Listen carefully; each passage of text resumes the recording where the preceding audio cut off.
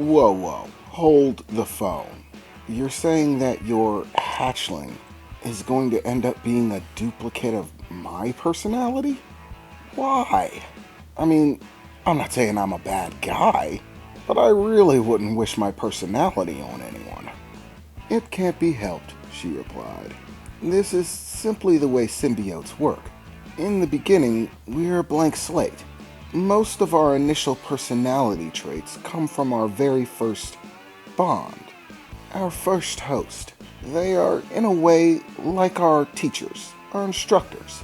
Normally, the process for choosing one's hatchling's first host is a lengthy ordeal, with a great amount of testing, questioning, psychological analysis, character examination, because, in essence, whoever the first bearer, the first host for a hatchling is essentially the role model, the blueprint for who they end up becoming, what kind of things that they believe, how they react in given situations, whether they are good or bad. That is why great importance is always placed on a hatchling's first host. You see, it's simply part of our biology. Before we become adult, we must take in knowledge and experience and have some means to translate and filter that knowledge and experience. And so biology seems to have come up with an interesting way about it when it comes to us symbiotes. We copy the neurological patterns and frequencies produced by our first host and imprint them onto ourselves. Of course, we still keep our own individual knowledge and experience. We understand who our family and relatives are. They take the blueprint of your psychology, but not your memory. The individual characteristics that make you who you are will stay simply a part of you. But the neural personality pathways that make you who you are, those are what we copy. So, if a hatchling is placed within a person who has characteristics for a sense of honor, integrity, honesty, bravery, kindness to others, so too will the hatchling take on those mental characteristics. Even the voice you hear when we communicate with you is nothing but a copy of a neural path pattern. In essence, the voice you hear speaking to you right now is actually closer to the voice of my first host. I may have slight individual characteristics about me, but most of my general personality came from her. We symbiotes actually don't have gender. I simply sound female to you because my first bearer was female, and per the telepathic connection between us, your brain interprets the symbols, the signals that I send off, as a feminine voice, or at least feminine by your race's standards. The language of symbiotes is actually quite different. We also communicate telepathically with one another. However, words aren't actually a part of it. In fact, I'm not actually speaking words to you right now.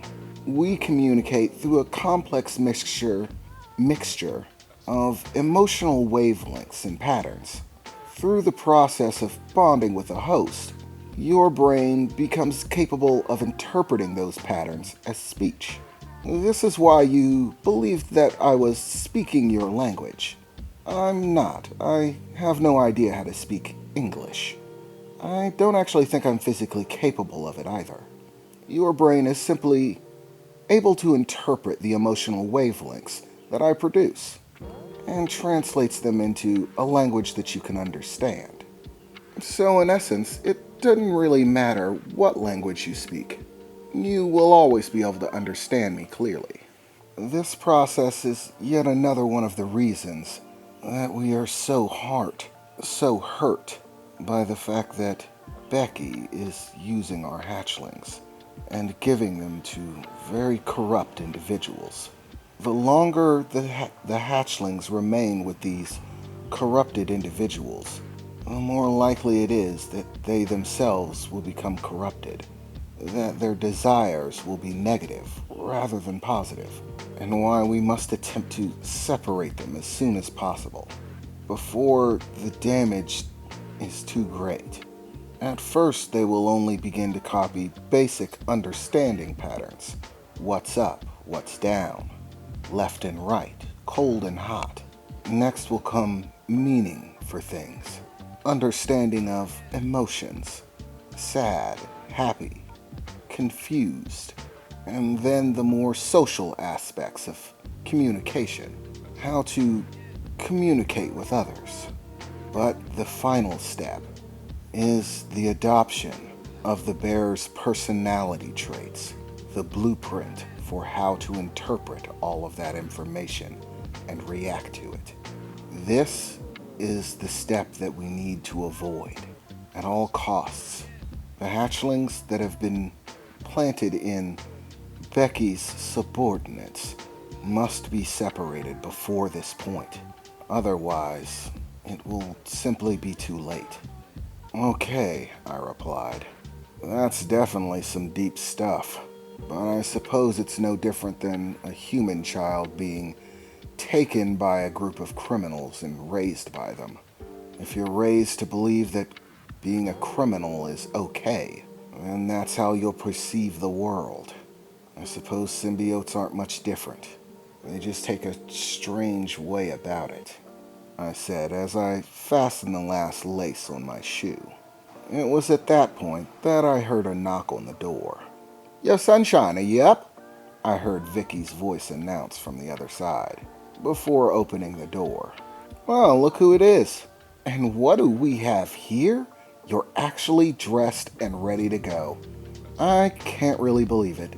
I really expected to get here and find you still sleeping, or watching TV without a care in the world. You tend to be frustrating like that." "Oh, thank you for that ringing endorsement," I replied sarcastically.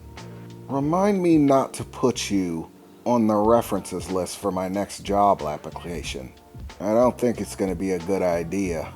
But then again, my only other option is Ned. And quite frankly, I don't think that's any better. Hey, you're the one who hangs out with the superhero freak, okay? I just have to deal with him. Oh, and be on guard.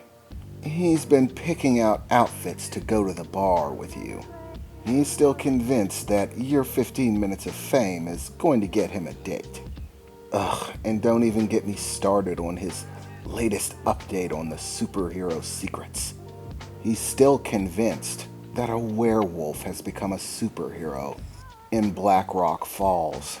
It's yet another one that's been added to his superhero obsession web. Superheroes, a voice in my head said. What's a superhero?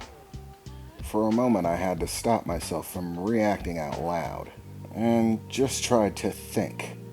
Well, quite frankly, a superhero is someone who does very good things. They're champions of justice. They go around fighting bad people, using extraordinary powers, all while under the guise of a secret identity, so that people don't come after their family members or friends. For the most part, they're fictional, but within the last few years, there have been a number of strange things happening around the world. Reports of people doing extraordinary things. And Ned has, of course, become obsessed with it. As a superhero fanboy, probably the number one ever, he's been collecting scraps of information about these incidents.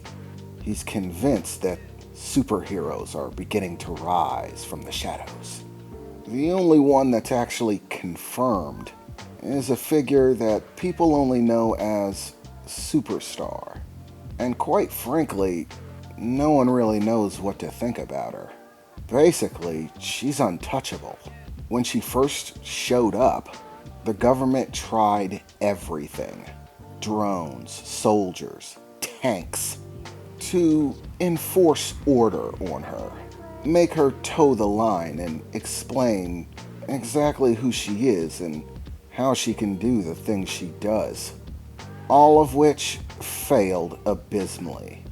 When you can fly, have super speed, and can throw a tank hard enough to skip it like a stone, there really isn't much that anyone can do to stop you. It's really just lucky for us that she tends to prefer positive interactions, meaning she tends to beat the snot out of bad guys, and doesn't seem to have a taste for robbing banks. Quite frankly, if she did, she could just pick the fucking Volt up and fly out with it. And basically no one could stop her. And no one really knows anything about where she came from or how she can do it. Whenever anybody asks, and believe me, she does get in front of the camera, she's not shy about it, her only response is, because I'm a star, baby.